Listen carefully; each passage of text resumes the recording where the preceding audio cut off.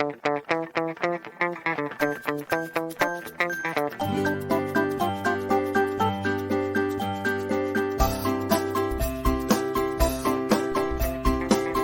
à tous et bienvenue dans ce nouvel épisode de Rentable ou pas.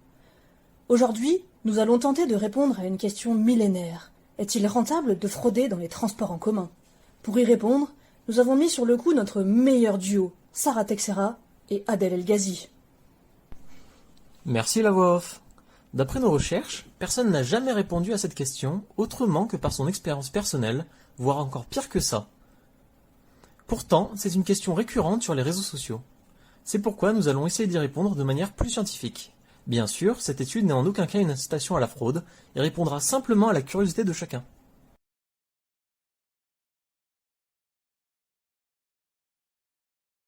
Pour répondre à cette question, nous avons dans un premier temps souhaité avoir des données concrètes. Nous avons décidé de nous intéresser au cas de la ville de Clermont-Ferrand. C'est pourquoi nous avons pris contact avec la T2C, qui est le gestionnaire des transports en commun de l'agglomération clermontoise, afin de récolter les données qui nous intéressaient.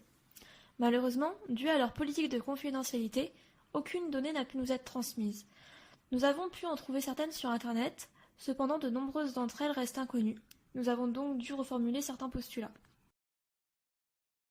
Tout d'abord, pour les équipes de contrôleurs, nous n'avons pas pu savoir combien d'entre elles travaillent simultanément sur les réseaux de la ville. Nous avons donc créé nos simulations avec un nombre d'équipes variant entre 1 et 4. Ensuite, en ce qui concerne les trajets des individus, nous avons pris la décision d'étudier un individu lambda qui effectue un aller-retour pour le travail par jour ouvré et 3 allers-retours loisirs par semaine, que ce soit pour les courses, les sorties ou quoi que ce soit d'autre. Pour chacun de ces trajets, les distances parcourues en nombre d'arrêts sont générées par une loi normale d'espérance 5 et d'écart type 3,5. Il est à noter que ces valeurs ont été choisies de manière empirique. Enfin, pour ce qui est de la probabilité d'être contrôlé, elle est égale au nombre d'arrêts parcourus divisé par le nombre total d'arrêts, soit 1020, pour l'agglomération clermontoise, car la position d'une équipe de contrôleurs suit une loi uniforme, son espérance pour un arrêt donné est donc de 1 sur 1020. Lorsqu'il y aura plusieurs équipes, on veillera à ce que chacune d'elles soit à un endroit différent. Bien évidemment, on suppose, pour finir, que si un individu se fait contrôler, il ne peut pas fuir et est obligé de payer une amende s'il n'a pas de titre de transport. Concernant les modélisations, elles ont toutes été effectuées sous Python.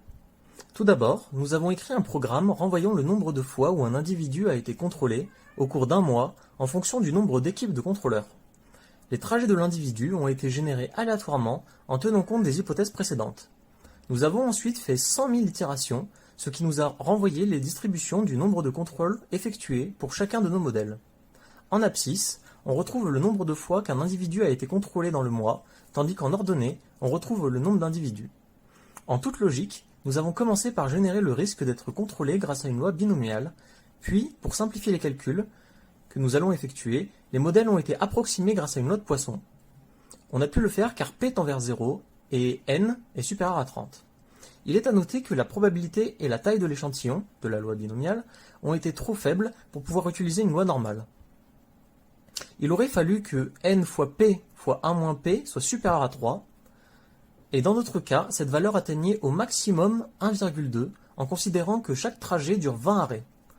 Pour chacune des situations, nous avons obtenu l'espérance de coût pour un individu n'ayant aucun titre de transport, et nous l'avons comparé avec l'espérance théorique que nous avons calculée grâce à la loi de Poisson.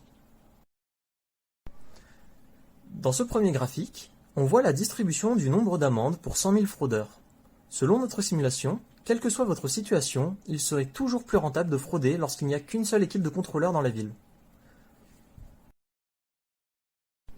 Dans ce graphique, on retrouve en abscisse le nombre de semaines pour un total de 1 an, et en ordonnée le coût en euros de la formule choisie. Donc la formule pour les moins de 26 ans, la formule plein tarif, ou la formule, entre guillemets, de fraudeur. Ici, la distribution lorsqu'il y a 2 équipes de contrôleurs. Ici, les résultats sont déjà plus mitigés. En effet, sur 52 semaines, donc une année entière, quelqu'un avec un tarif préférentiel devrait toujours payer son abonnement, contrairement à quelqu'un en plein tarif, à qui il reviendrait moins cher de frauder. Enfin, Lorsqu'il y a 3 équipes ou plus de contrôleurs, tous les usagers devraient toujours avoir un titre de transport en règle sur eux. En effet, cela leur reviendrait moins cher que la fraude.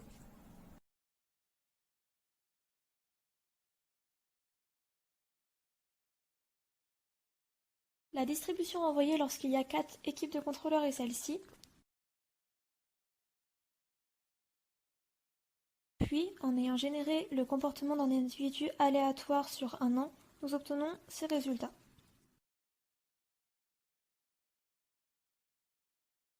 Nous allons à présent passer à la partie plus théorique de notre étude. Nous vous rappelons que la longueur de nos trajets en nombre d'arrêts est simulée par une loi normale de paramètres 5 et 3,5. Or, nous ne pouvons pas avoir une longueur de trajet où le nombre d'arrêts parcourus est négatif ou inférieur à 1 en toute logique. Nous avons donc dû calculer l'espérance d'une loi normale tronquée. Voilà la formule mathématique que nous avons utilisée pour la calculer.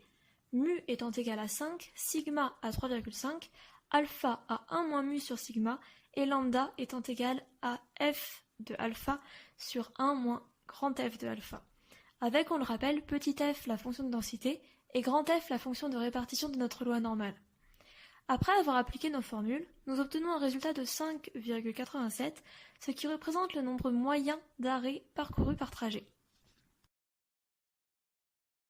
Nous avons ensuite estimé le nombre de contrôles moyens pour un individu au cours d'un mois grâce à une loi de Poisson.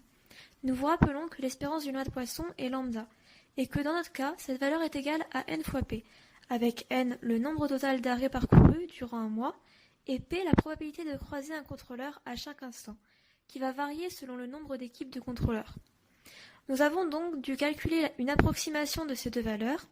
Pour n, nous avons utilisé l'espérance précédente que nous avons multipliée par le nombre de trajets au cours d'un mois.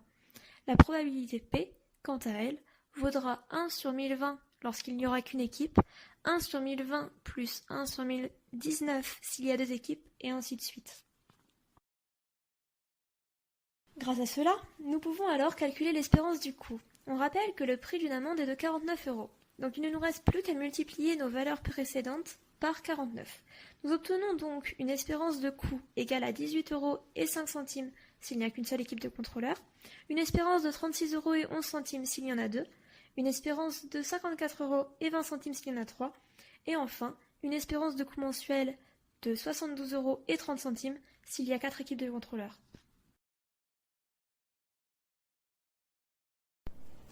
Les résultats de nos experts sont en adéquation avec leurs valeurs théoriques.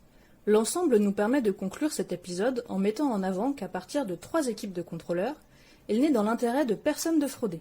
Pour 2 équipes de contrôleurs, il vaut mieux payer un abonnement pour quelqu'un de moins de 25 ans, mais il sera plus rentable de frauder pour les autres. Enfin, s'il n'y a qu'une équipe, il sera pour tout le monde plus rentable de frauder. Il faut cependant noter que les modèles générés sont limités par le poids des arrêts, qui sont uniformes, alors qu'il est connu que certaines lignes et certains arrêts sont plus fréquemment contrôlés. De plus, le comportement des individus étudiés est basé sur un sondage ayant touché trop peu de personnes et n'est peut-être donc pas représentatif des usagers clermontois. En conclusion de cette étude, on retiendra que la fraude, c'est parfois rentable, mais ce n'est jamais éthique. On espère que vous avez apprécié le voyage et on vous dit à bientôt pour un nouvel épisode de Rentable ou pas.